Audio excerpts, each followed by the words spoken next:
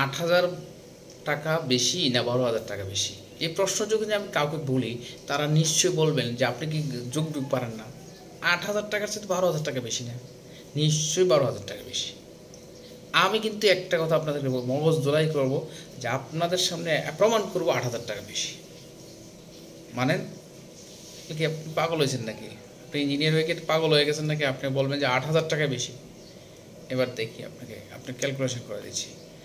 আমার খামারের কথা বলি, আমি যখন লোক নিতে যাই, ধরুন আমি আমার বাড়িতে থাকতে জায়গা দিই, খাইতে দিই, তো থাকা খাওয়া কয় টাকা যায় আপনি চিন্তা করেন তো একটা লোকের। আচ্ছা, এবার আসেন, কেন বললাম 12,000 টাকা বেশি না 8,000 টাকা বেশি কেন বললাম? দেখেন, গ্রাম থেকে গ্রামান্তরে বহু মানুষ শহরে গার্মেন্টস কিংবা স্পিনিং সেক্টরে 11,250 টাকা বেতনে, কিন্তু সরকারি স্কেল যেটা হেল্পার হিসেবে আসে বা XYZ কিছু কিছু লোক একটু প্লাস টাকা নেয় বা অল্প একটু বেশি টাকা নেয় বা 13-14 হাজার টাকা নেয়। তো এই টাকাগুলো দিয়ে ধরেন 14,000 টাকা বেতন পেলো বা 12,000 টাকা, 12 থেকে 14,000 টাকা বেতন পেলো। এই 12 থেকে 14,000 টাকা বেতনে একটা মিনিমাম ছোট্ট ঘর নিয়ে থাকতে গেলেও 2,000 টাকা লাগে। যদি মেয়ে হয় তাহলে 3-3.5 নিচে সম্ভব না। আর যদি ছেলে হয় 2,000 টাকার বেতন কোনো রকমে কারোর সাথে মিলিয়ে অ্যাডজাস্ট করে শেয়ার করে 2,000 টাকা আমাদের সম্ভব।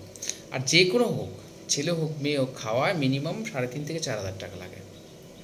কথাগুলো মিলিয়ে নেন। একটা নর্মাল খাবেন তাও 3.5 থেকে 4,000 টাকা ম্যাচ খান। আর যদি নর্মাল নিজে রান্না করে খান তাও এর চেয়ে বেশি লাগবে। গ্যাস আছে, বাসা ভাড়া আছে, সব মিলিয়ে আপনার একদম নিট টাকাটা চলে যায় 7,000 টাকা। নিট একেবারে এখান থেকে আপনি 2 টাকাও সরাতে পারবেন না, 2 টাকাও সঞ্চয় করা সম্ভব না। আর থাকলো কত? 7,000 টাকা। 14,000 টাকার সিস্টেমের ভিতরে আপনি 7,000 টাকা হাতে রাখতে পারলেন। আর যখন আমি বলি যে আমার খামারে কিছু লোক প্রয়োজন, কাজ করতে দেবো, ওখানে ধরেন আমি থাকতে দিলাম, যে ঘরটা থাকতে দিলাম, কারেন্ট ভাড়া, কারেন্ট বিল, গ্যাস বিল সব আমার, তারপরে খাওয়া সব আমার, তারপরে সকালে নাস্তার জন্য অলরেডি 20 টাকা করে নেয়, তাহলে 3-20-60 টাকা, 600 টাকা তাকে অলরেডি দেওয়া হয় নাস্তার জন্য। এইটা হলো তার এক্সট্রা খরচ। মানে বলতে গেলে তার যে নিট 8,000 টাকা বা 10,000 টাকা ধরি, পুরো টাকাটাই তার। এখানে তাহলে বললাম না একটু 12,000 বেশি না 8,000 বেশি? আপনি বলবেন যে 12,000 টাকা বেশি। ঠিকই বলছেন, 12,000 টাকা বেশি। দেখেন বাসায় কত টাকা সঞ্চয় করতে পারেন। কিন্তু আমি যখন এই ছোট্ট কাজটার জন্য 8,000 কিংবা 10,000 টাকা দিই, সেটা নিতে চাচ্ছে না, কারণ বেতন কম। ওই 12,000 বেশি, 12,000 14,000 গার্মেন্টসে পাবো।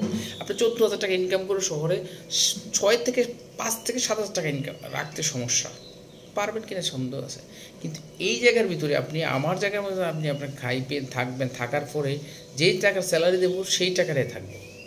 তাহলে বুঝুন আমরা কতটা বোকার স্বর্গে আছি এখন পর্যন্ত। আর আমরা নিজের কাজটাকে কিংবা ফার্মিং ব্যবসাটাকে বা কৃষি সেক্টরটাকে আমরা মনে করছি এটা অবহেলিত সেক্টর। আরে আপনার আমার ভাত জোগায় কৃষক, আমার বাবা কৃষক, আমিও কৃষক ছিলাম এবং আমিও এই পেশায় আসার আগে আমি কৃষিকাজ করতাম, এখনও করি। কৃষিকাজটা সবচাইতে একটা গুরুত্বপূর্ণ বিষয়। আপনি 5তলা 7তলা 10তলা বসে থাকেন না, এই কৃষকরা ছাড়া সম্ভব না। কৃষক হচ্ছে একটা জাতির মেরুদণ্ড। শিক্ষা জাতির যেমন মেরুদণ্ড, কৃষক বা কৃষিটা হচ্ছে এই বাংলাদেশের মেরুদণ্ড। মানেন আর না মানেন সেটা আপনার ব্যাপার।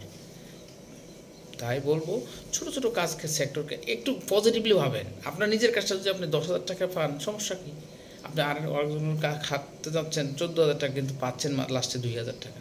এটা হইলেও একটু ক্যালকুলেশন করতে শেখেন। ওই আমি বললাম না, আমি হয়তো বোকা আপনার মতো না, 12,000 বেশি না 8,000 বেশি, এটাই আমি সবসময় চিন্তা করি 8,000 বেশি। এরকম বোকা আমি, কিন্তু এরকম বোকা হন দেখবেন যে সমাজে আপনি ভালো কিছু করতে পারবেন।